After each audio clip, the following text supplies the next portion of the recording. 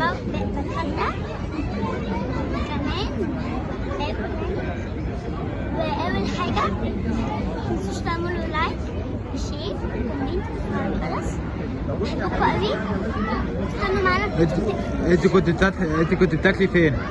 كنت باكل عند حكومة. يلا عدي.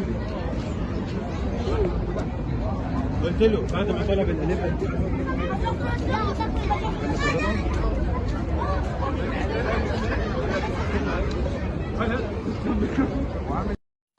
ده مطعم اسمه حجوجة.